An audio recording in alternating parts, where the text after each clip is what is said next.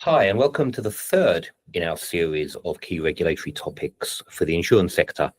I'm joined today by my colleagues Loka Venkatramana and Katie Aram, and we're going to talk this time about culture and regulatory change, building on the previous conversations regarding simplification and then data quality.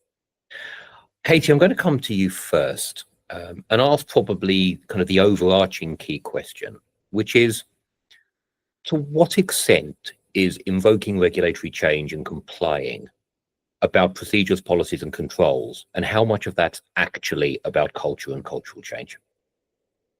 Well, that's a good question. I think policies and controls are really, really important, but sometimes culture is even more important for some firms. So firstly, I think the board plays a really key role in embedding the culture. They should be open to challenge, bad news, and also be prepared to act upon that. Secondly, I think the board should be the ones to enforce the standard. It's crucial that the board demonstrates the culture and the behaviors that they expect from all of their people, as well as the whole organization. So overall, firms that have a strong culture will be led by a board that is ready to be influenced and to embrace the change that's needed. And that's a really important point, actually. I think, because that's what we've talked about in the last couple of weeks, actually using data and thinking about efficiency and aligning that with commercial strategy. And I think what you're saying there, Katie, is that that's all great, but actually the culture of the firm then actually is critical to embed and drive that through an organization so that it empowers all staff.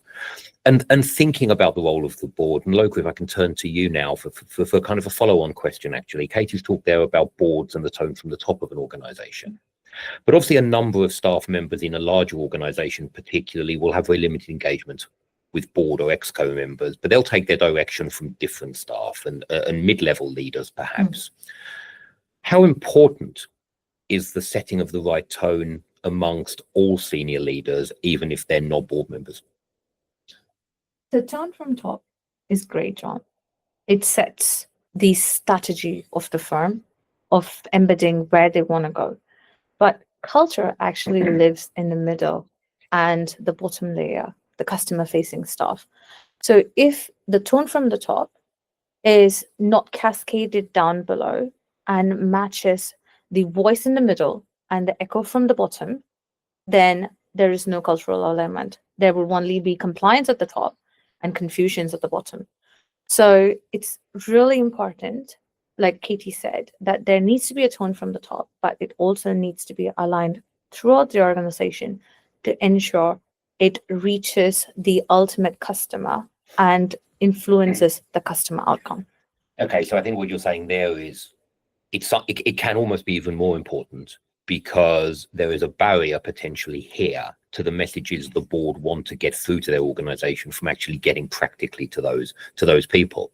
And thinking about those people who engage with customers, one of the things that always, I guess, has challenged me in terms of delivering customer outcomes is the fact that those people often engaging with customers, whether they're handling claims, dealing with a complaint, providing servicing or support to a customer, those individuals are quite often those most distanced from the setting of policy, from the setting of the tone, and from the decisions being taken at executive level. How critical is the empowerment of those customer-facing staff in delivering a really effective customer proposition? It is absolutely vital. It's not enough to have frontline staff. It is important to have staff who have the necessary skill, experience, expertise, and training. And firms should be focusing more on them because they are the face of the business and they determine the customer outcome and generate key KPIs that can be cascaded up the organization and submitted to the regulator. So it's absolutely vital that those staff are actually well-trained and well-positioned for those roles.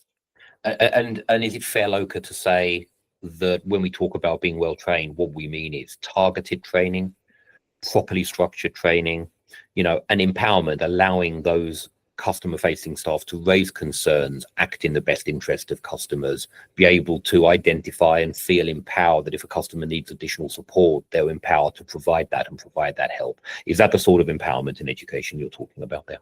Yes, absolutely. because the feedback from customers, along with the feedback from the internal staff, actually set the tone for, and also it's a proactive way of identifying issues within a product or potential issues in the product and the outcome that customers are getting. So it's only a combined KPI of both the internal information that the staff give in their feedback, along with the feedback from the customers, that actually helps steer the focus of the firm, both commercially as well as from a customer perspective. So if a firm actually listens to their customers as well as their employees, they have an advantage both commercially as well as from a regulatory perspective Yeah. to get ahead of the curve. But this is the most difficult part, to actually get those KPIs right.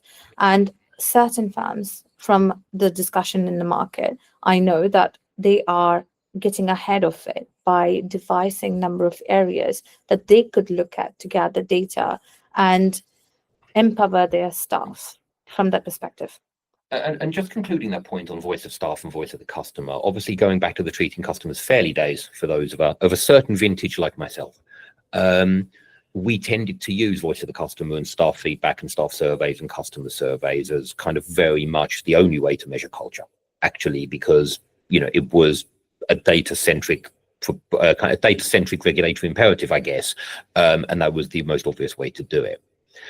Which leads me, I guess, to the question of, historically, I think that has often been treated as a regulatory tick box exercise, i.e. we can measure culture by getting this information and reporting it. Can this information be used more effectively by businesses as part of either driving competitive advantage, improving their customer propositions? And if so, typically, how would they do that? So they could do that by developing appropriate KPIs. And this is going to be the most difficult part. What is the qualitative KPI and what is the quantitative KPI here? How do you demarcate it? How do you essentially collapse the key part, the key metrics from the noise that you get generated?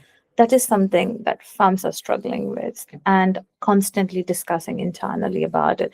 But what is relevant to one, based on the proportionality that the FCA is on about, will not be the same for other. And also, the position of the firm in the distribution arrangement also has a great impact on determining these KPIs. Okay. So I think what you're saying there is that these are critical KPIs and information sources, but probably used in conjunction with other things. Yes. To paint a fairly holistic picture of how customers feel versus actually what customers are actually getting. So interesting. And Katie, if I can just finish by coming back to you, and we can maybe circle back to finish the conversation we started at the very beginning of this. In terms of driving and supporting accountability for delivering consumer outcomes, how can firms best do that to ensure that accountability for being fair to customers and providing good outcomes is understood and implemented? I think this comes back to culture again, because it's really, really difficult to deliver consistently effective consumer outcomes and to prevent foreseeable harm if the culture isn't right or it's not integrated throughout the whole organization. So by having the right culture, I think this means that the board and all senior leaders are engaging properly with the customer proposition, understanding the customer's risk and balancing customer and commercial needs, as well as making difficult decisions, again, where good customer outcomes are at threat. At the same time, I think they should be consistently, again, empowering their people to be transparent, open to escalate, and not have to be scared to raise matters that may be difficult for them to manage. That's really interesting. So I think to summarize, you know, we've heard a lot here. I mean, it's kind of a cycle, right, for me. So, you know, setting that right tone and being prepared to empower from the board all the way through the layers of management and trying to drive that consistent understanding. It's about giving staff the space, the education, the empowerment to feel as though they can put their hand up, they can raise issues, they can engage with customers. They're afforded that opportunity and space to do that. And then circling back to the fact that when that engagement yields challenges or concerns about the customer proposition or certain part of the customer proposition, the layers of management and being prepared to escalate it, be engaged with it, and invoke real change. A lot of challenges, but really interesting. Thank you very much, both. Thank you.